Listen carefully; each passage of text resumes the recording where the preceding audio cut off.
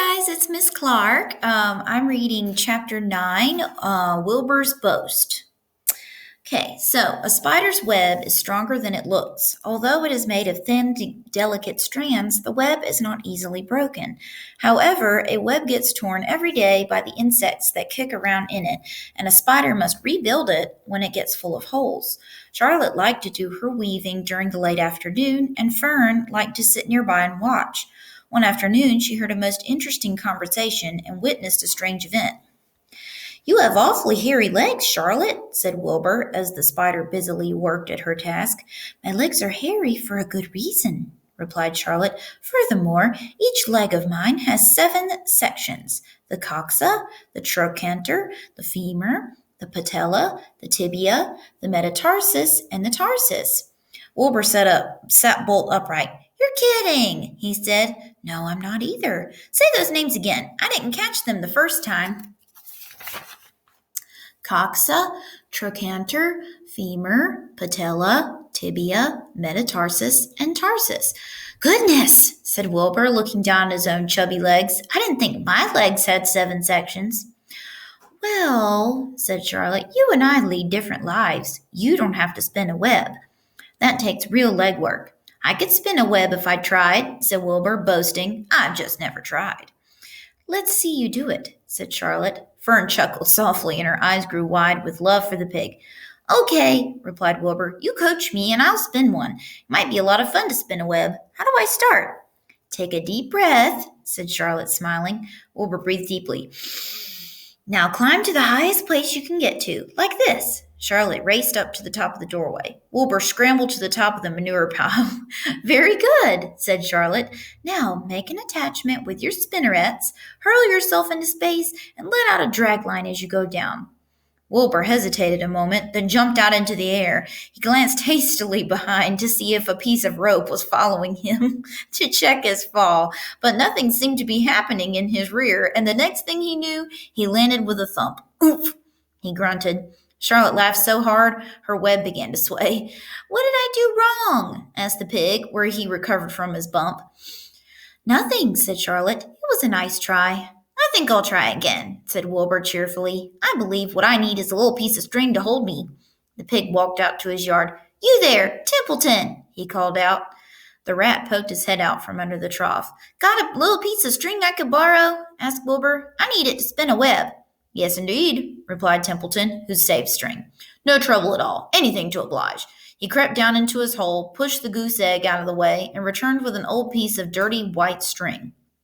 Wilbur examined it. "That's just the thing," he said. "Tie one end to my tail, will you, Templeton?" Wilbur crouched low, with his thin curly tail toward the rat. Templeton seized the string, passed it around the end of the pig's tail, and tied 2 half hitches.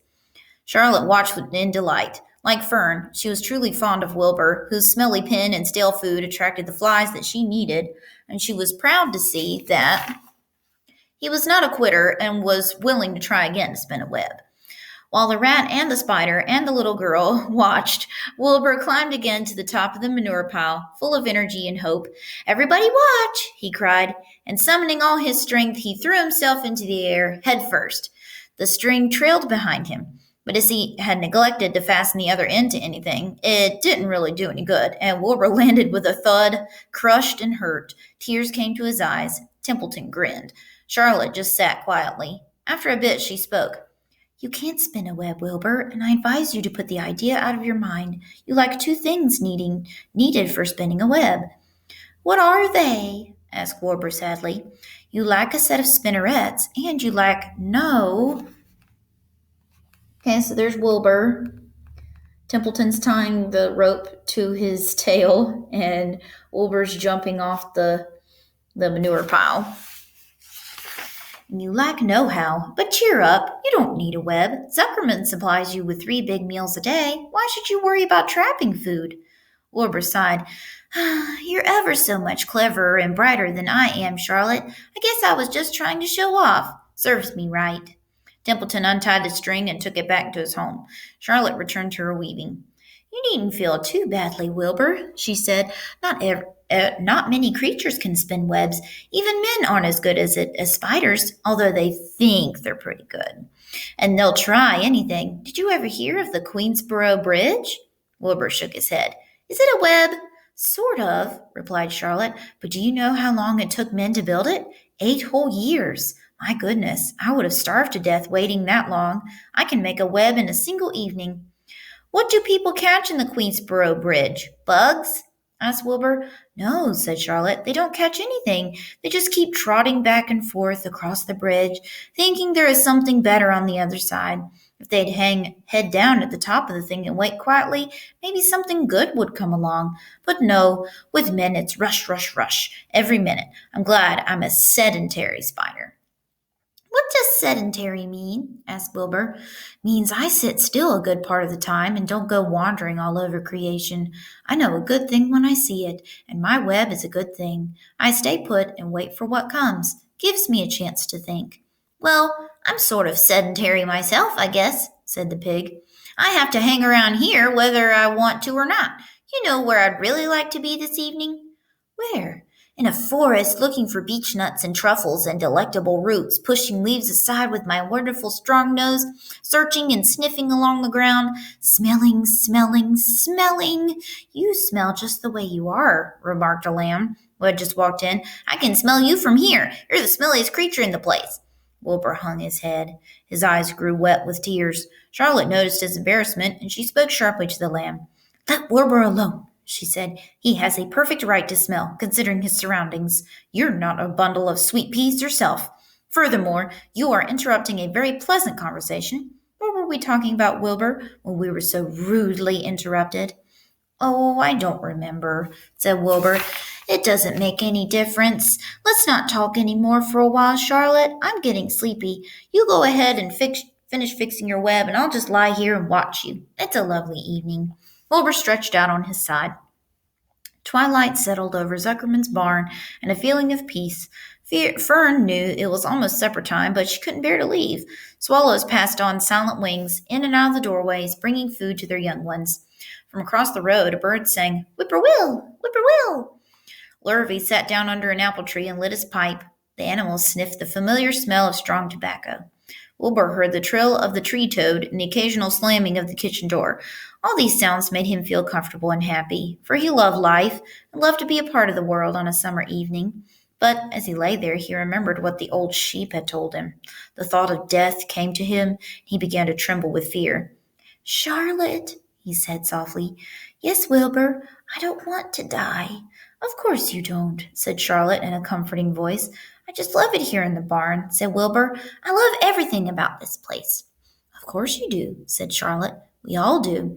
The goose appeared, followed by her 7 goslings. They thrust their little necks out and kept up a musical whistling, like a tiny troop of pipers.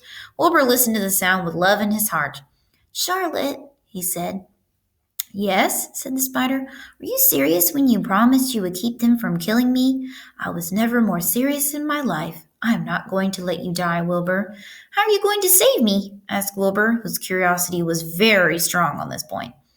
Well, said Charlotte vaguely, I don't really know, but I'm working on a plan. That's wonderful, said Wilbur. How is the plan coming, Charlotte? Have you gotten very far with it? Is it coming along pretty well? Wilbur was trembling again, but Charlotte was cool and collected. Oh, it's coming all right, she said lightly.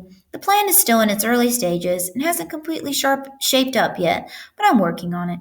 When do you work on it? Begged Wilbur. When I'm hanging head down at the top of my web. That's when I do my thinking, because then all the blood is in my head. I'd be only too glad to help in any way I can. Oh, I think I'll work it out alone, said Charlotte. I can think better if I think alone.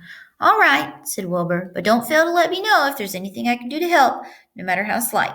Well, replied Charlotte, you must try to build yourself up. I want you to get plenty of sleep and stop worrying. Never hurry and never worry. Chew your food thoroughly and eat every bit of it, except you must leave just enough for Templeton.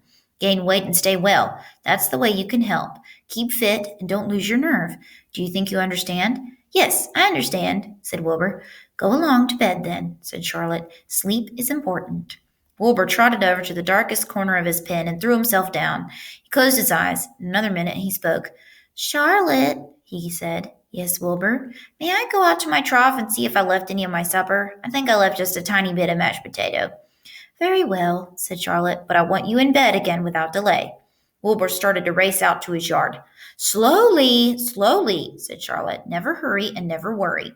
Wilbur checked himself and crept slowly to his trough. He found a bit of potato, chewed it carefully, swallowed it, and walked back to bed. He closed his eyes and was silent for a while.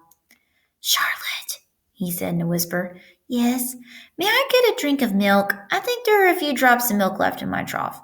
No, the trough is dry, and I want you to sleep. No more talking. Close your eyes and go to sleep. Wilbur shut his eyes. Fern got up from her stool and started for home, her mind full of everything she'd seen and heard. Good night, Charlotte, said Wilbur. Good night, Wilbur. There was a pause. Good night, Charlotte. Good night, Wilbur. Good night. Good night.